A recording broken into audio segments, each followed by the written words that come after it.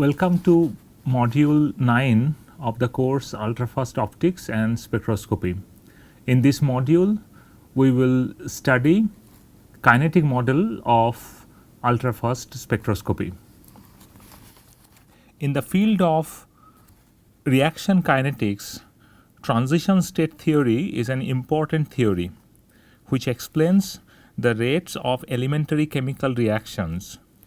According to this theory, during chemical reaction, the reactants approach a high energy activated state shown here.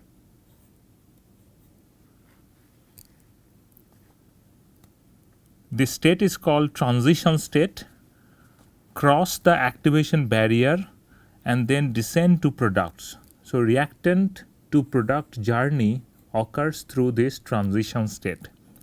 Before the development of transition state theory, the Arrhenius rate equation, in which temperature dependent rate constant is expressed as K rate constant equals pre-exponential factor A multiplied by e to the power minus Ea by RT, where K is the rate constant, A is the pre-exponential factor, and Ea is the activation barrier. This activation barrier Ea. So, this Arrhenius equation was widely used to determine activation barrier to the reaction. Arrhenius equation was derived empirically from experimental observations and ignored mechanistic considerations. This is why further development was necessary at that time to understand Arrhenius parameters A and Ea at the fundamental level. Transition state theory for the first time successfully provided analytical meaning of Arrhenius parameters. The whole trip from reactants to product, which often involves almost 10 angstrom nuclear configurational change in a particular molecule, takes typically several hundred femtosecond. So, let us say it is 100 to 500 femtosecond to undergo this 10 angstrom kind of configurational change. Consequently, the intervals at which one needs to record or observe the event in which nuclear configuration evolves through the transition state are at least in the range of 10 to 50 femtoseconds. So, if I want to observe transition state, then I have to record the experimental result in this time step, 10 to 50 femtosecond time step. The objective of the present module is to present early thinking of ultrafast transition state dynamics employing a semi-classical picture of ultrafast transition state dynamics. Although the kinetic model does not include coherence, which is quantum effects, what does it mean? It means that let us say I have an excitation going on starting from V equals 0 state, vibrational state, to the upper electronics vibrationally excitation. This is called vibronic transition. So, when I use an ultrafast pulse, because of the broad bandwidth, it can simultaneously excite all these vibrational states, and superposition of all these vibrational states gives rise to the wave packet. So, this is called quantum effect or coherence effect, and in the kinetic model we will not use this coherence effect. In the kinetic model, we will illustrate other aspects of observed femtosecond transition state dynamics, including nature of population change, role of finite temporal width of the pulses, cross section, and etc. In the study of transition state dynamics, pump probe configuration can be employed. In the pump probe configuration, I can remind, we use always a beam splitter to split the beam, and then we have mirror to direct the beam, and these two beam will be collinearly propagating along this direction. So basically, if these path lengths are the same, then we get two pulses overlapped, and these two pulses, one of them is called pump and another one is called probe. So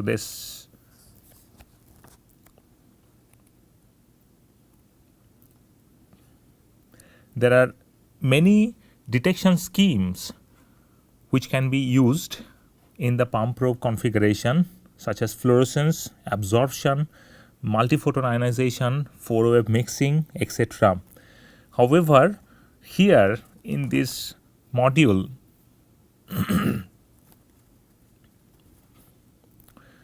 we will go over the detection technique related to ionization detection scheme. So we'll go over the one interesting experimental result. This result is related to an electronically excited dissociative state of acetone molecule. This acetone molecule can be excited to an dissociative state with the help of two photon excitation, and then from this excited state, acetone molecule can be further ionized with the help of single photon excitation. So this is the probe, and this combined two photon is pump, and this state is dissociative. Acetone molecule, in the experiment, gas phase acetone molecules were photoexcited to the dissociative state, more specifically a broad 4s mixed Rydberg state by two photon absorption at 307 nanometer. And the excited parent molecules were then ionized by one photon absorption at 615 nanometer.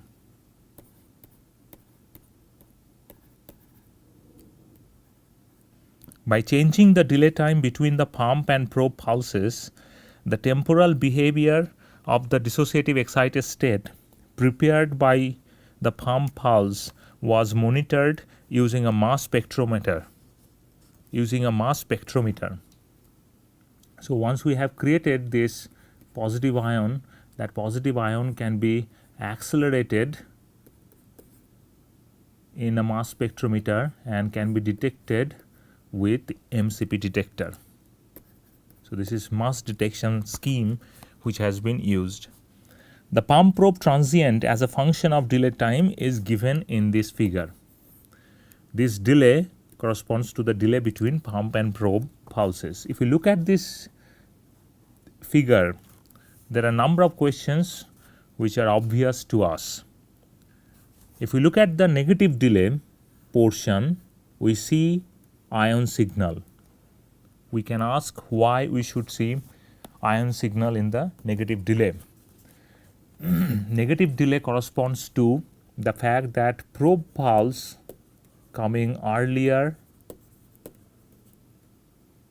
than pump pulse, which means probe cannot excite the molecule to the excited state. It is only pump which can excite the molecule to the excited state.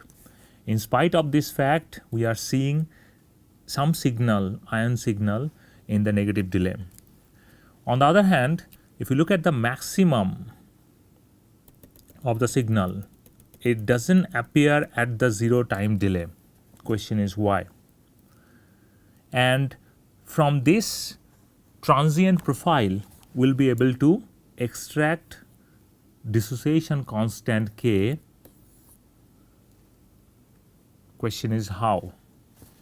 So with these questions, we'll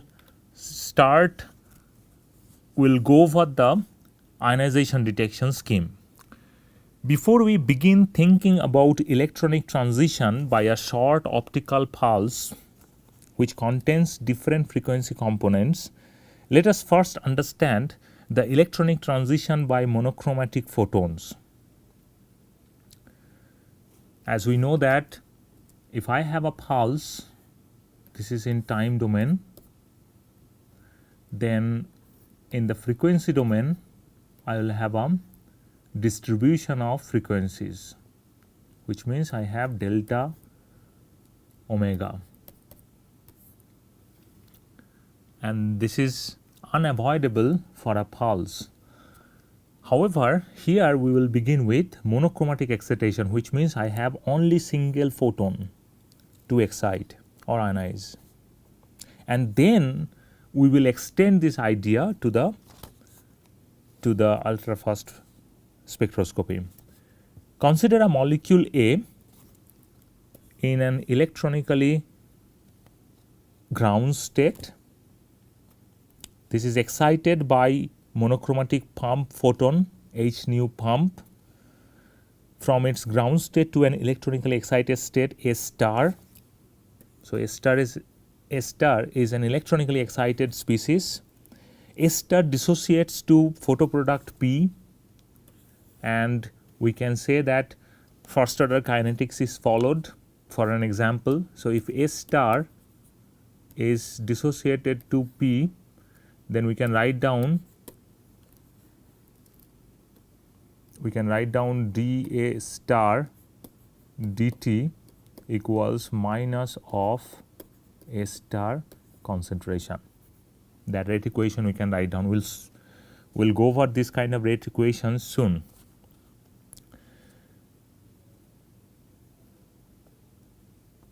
To get a simplified picture, let us not invoke other photophysical processes. When we excite the molecule to the excited state, we can have fluorescence, emission, or many other processes, internal conversion or intersystem crossing. We will just forget those processes. We will just think of only dissociation process from the excited state.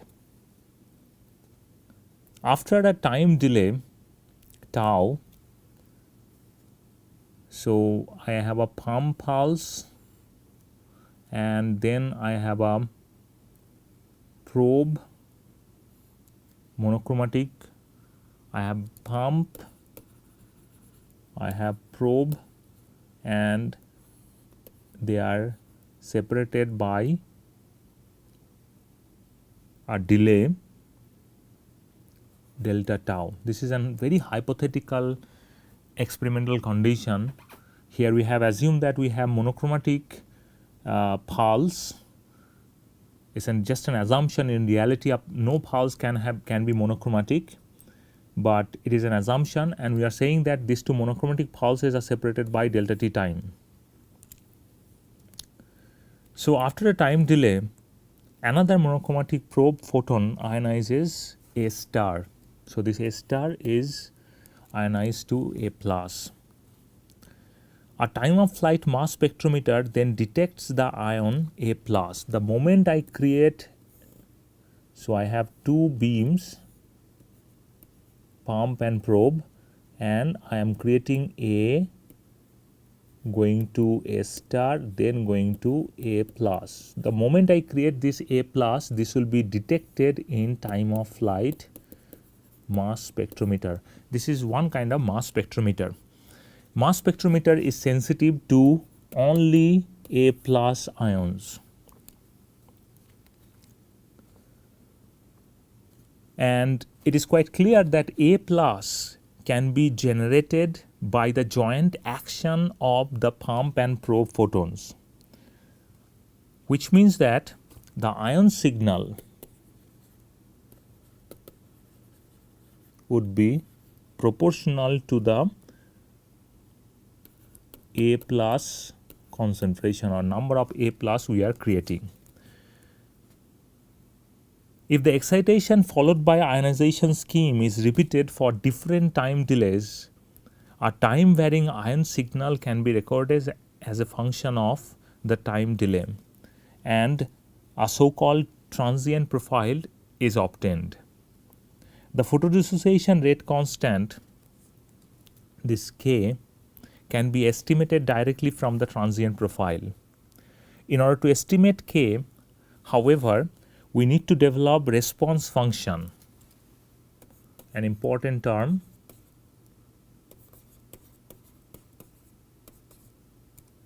Response function. So we have to develop the response function for excitation followed by ionization scheme. Response function is what we measure in the experiment and which contains all the dynamical information. Response function can be derived solving kinetic rate equation of the electronic transitions involved. So let's look at how to represent electronic excitation transition rate. To understand the kinetic rate equation of electronic transition, let us first consider that the initial population of A in the ground electronic state is Na. Na is the population in the ground state. This is the ground state from where we are exciting the molecules. Now, if we have any number of molecules, it is not possible that all the molecules are excited by the pump beam to A star, because there is a probability of transition. This pump induced excitation cannot be 100%. Instead, a fraction of ground state molecule A is excited by the pump beam. The rate of this excitation is determined by two factors, therefore. The cross section of absorption of a pump photon by a molecule. So this probability of transition is given by sigma A star, which features the probability of absorption of a photon by one molecule A in the interaction regime, and total number of photons impinging per unit cross section area per unit time. So these are the two factors which will control how much population I will have in the excited state: probability and how many photons I have and how many molecules I have. To estimate the rate of transition, we shall begin the discussion with Einstein's quantum theory of radiation. Based on this theory, number of photons can be calculated as follows. Number of photons is nothing but the total energy content divided by energy content of each photon. So number of photons per unit area is again total amount of energy divided by each photon energy divided by cross sectional area pi r square. Now by definition, intensity is nothing but energy per time per cross sectional area. If we try to find out number of photons per unit area per unit time, then that is given by intensity divided by h nu.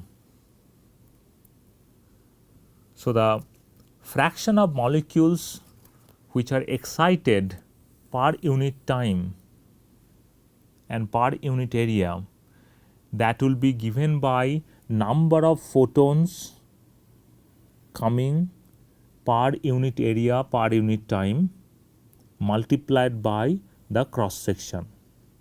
So rate of transition per cross sectional unit area will be given by this fraction multiplied by total number. So what we see is that the rate of transition, this rate depends on three components: probability of transition, number of photons, number of molecules.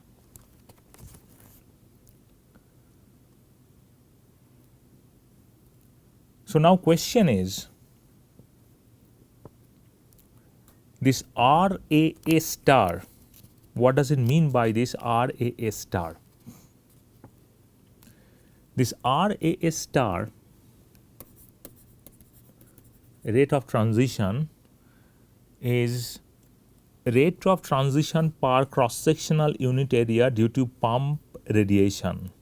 For an example, if RAA star divided by NA for a particular process is 0.1 is 0.01, then it suggests that 10 in 1000 molecules is excited to the excited state per unit cross-sectional area of the interaction regime. Similar rate equation can be derived for the subsequent ionization process. Here, ionization process. So, this rate is excitation and this rate is ionization.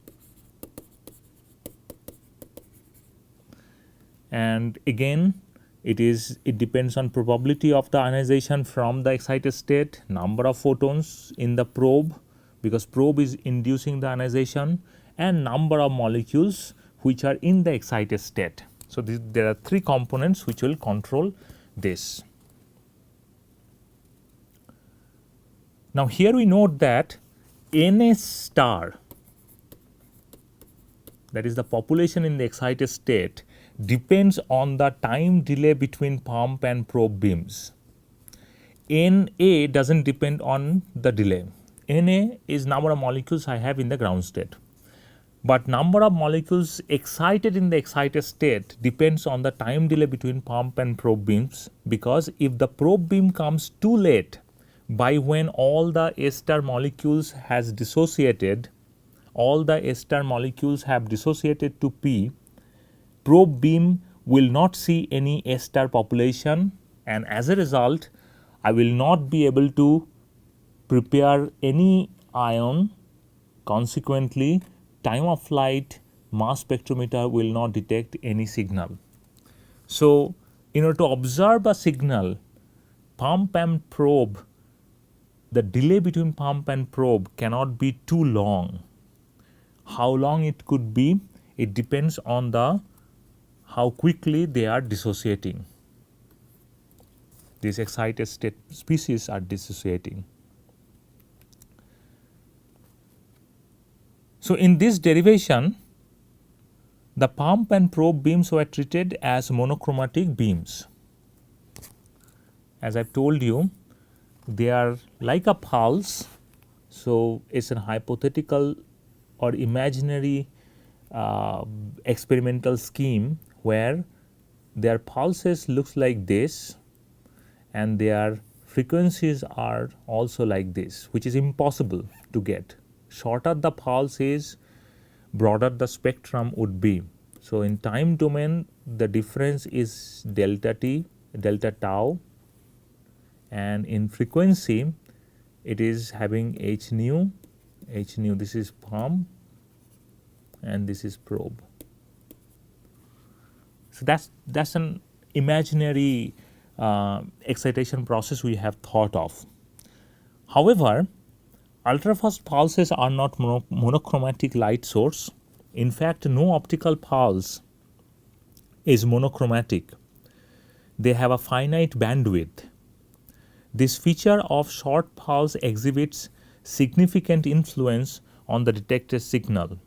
If we want to extend these equations to the ultrafast spectroscopy, we need to understand how to define h nu for an optical pulse. In addition, pulse intensity is time dependent. So, whatever I we are writing, this would be time dependent for a pulse, and question is how do I define this h nu for a pulse, because there will be many frequency components in a pulse.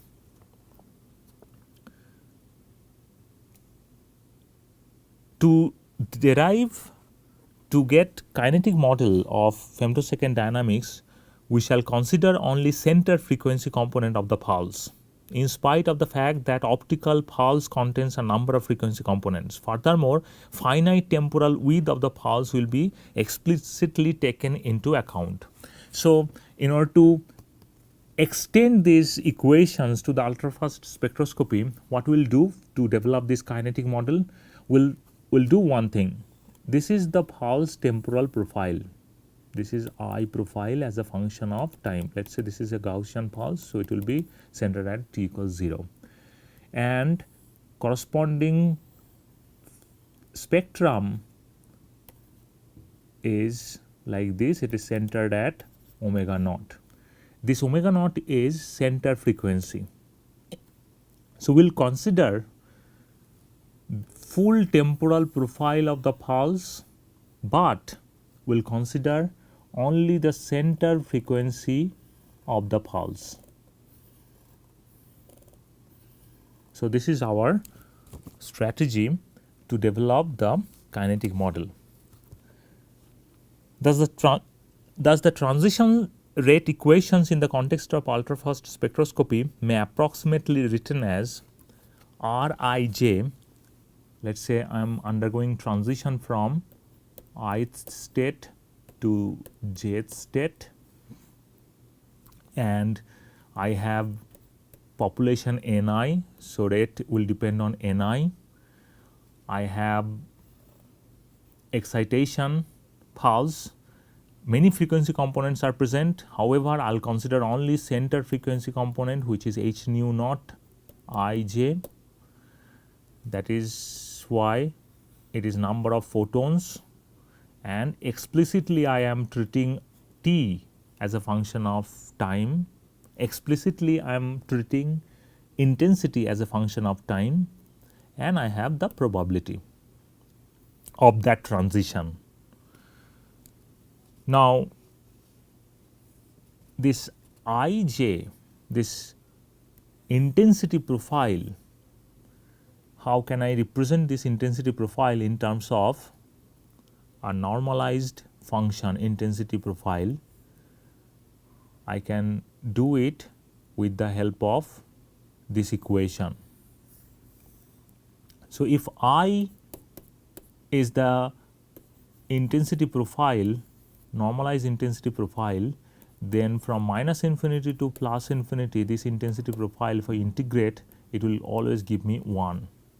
So, finally, if I integrate minus infinity to plus infinity any intensity profile, we know that this equation is nothing but related to the energy content, which is E divided by pi r square, because this integration minus infinity to plus infinity I bar t dt, this is going to be 1. So, effectively we are getting an energy content in the pulse.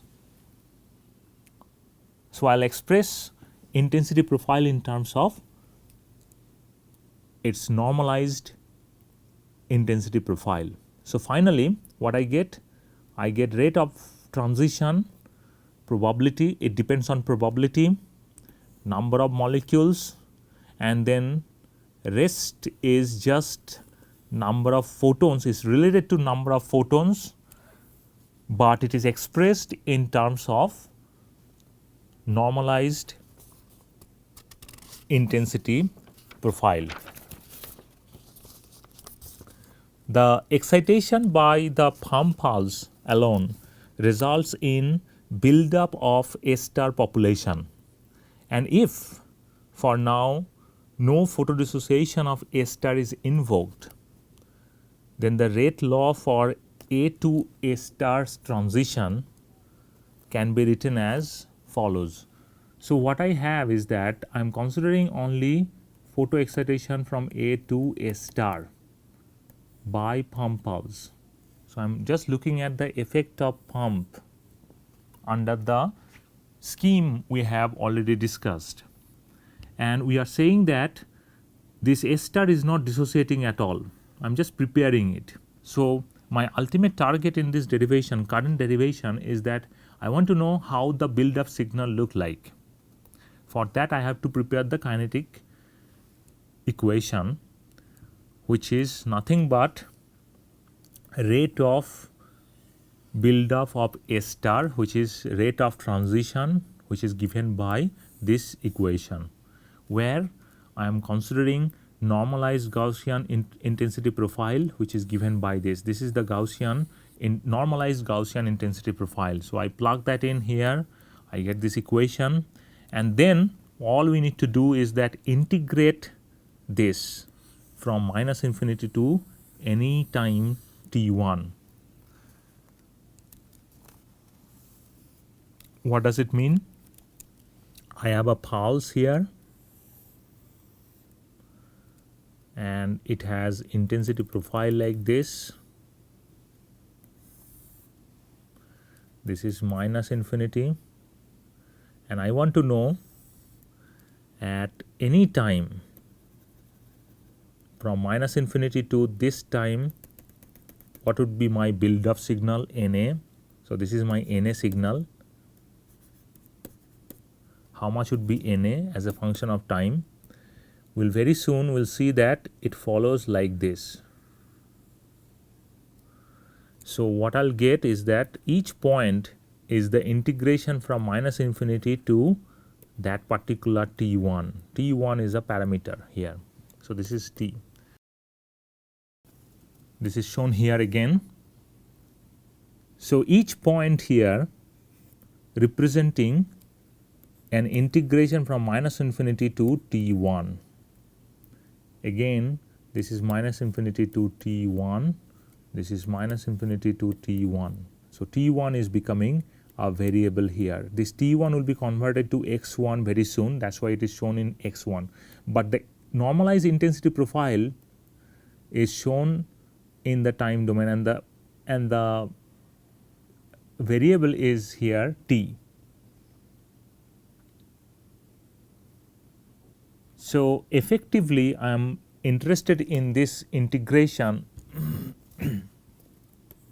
minus infinity to t1 e to the power minus 4 ln 2 t square divided by delta t square dt.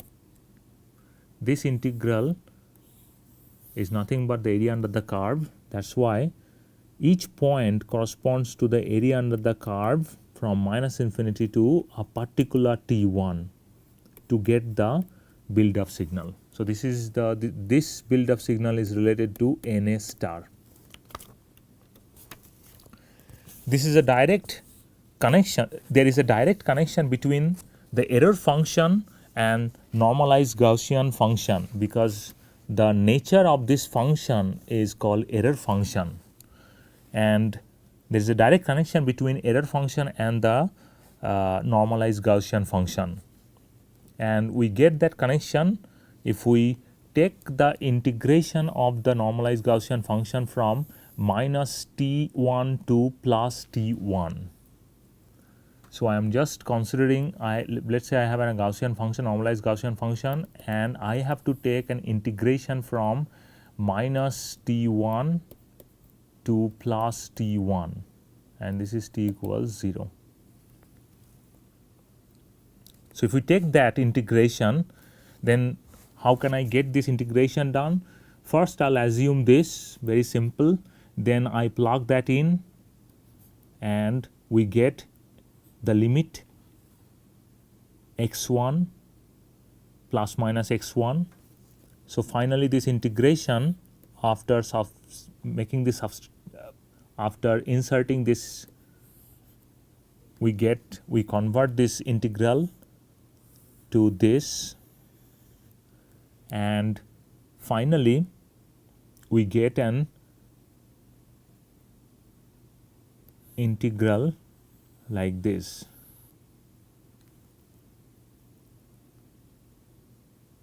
Because it's a Gaussian function e to the power minus x square, that's why we can write down this integral as minus x1 to plus x1 e to the power minus x square dx. This can be written as twice of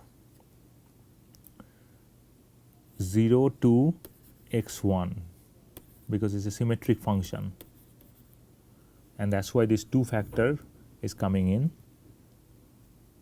And finally, I get this integral. This integral is called error function, and error function is a function of x1, which is this limit. So this figure shows the Gaussian function which is centered at x1, x equals 0.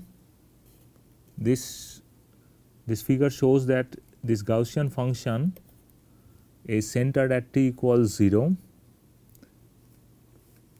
The error function, which is obtained by integrating the normalized Gaussian distribution in the limit 0 to x1, is then plotted here, and we know x1 is related to t.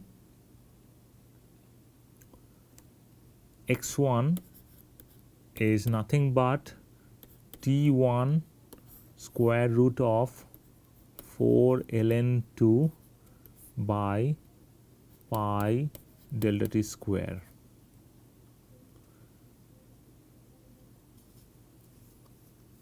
So the integral of normalized Gaussian function can be written as, this is what we want to know, because our dA star dNA star dt, that rate equation had this this NA star population build up signal NA star T1 has an integral which was minus infinity to T1 e to the power minus 4 ln 2 t square divided by delta t square dt. So this integral was present in the build up signal. That's why we need to find out this integral. And when we are trying to find out this integral, we have to, because this is a normalized Gaussian function, then minus infinity to T1, this integral can be written as minus infinity to 0 plus 0 to T1. And because it's normalized, this would be half, and that's why this factor, and then plus this integral, which gives, if we again substitute, and finally we get this function.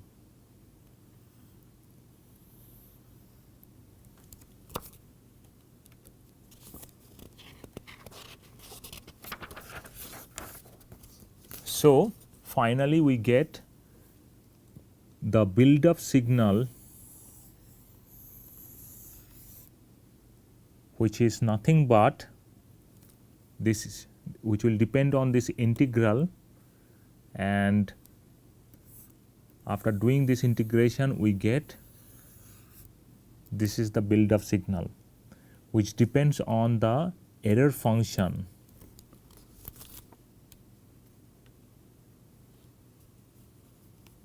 Now if we vary T1 parametrically, the normalized buildup of a star state population for a Gaussian pulse can be plotted here.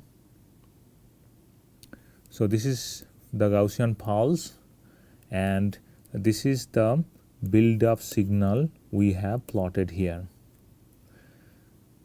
which follows a error function, which follows an error function behavior. It is interesting to consider the build-up of A star due to another shape of the pump pulse. If we consider now delta function, then we will get NA star is nothing but sigma A star Na E pump divided by H nu naught A star pi r square. So, the moment I come to this 0 point, I get the maximum signal, but in case of Gaussian pulse, maximum signal does not appear at 0 time, it appears at some positive time due to involvement of this error function. We will stop here, we will meet again to continue this module.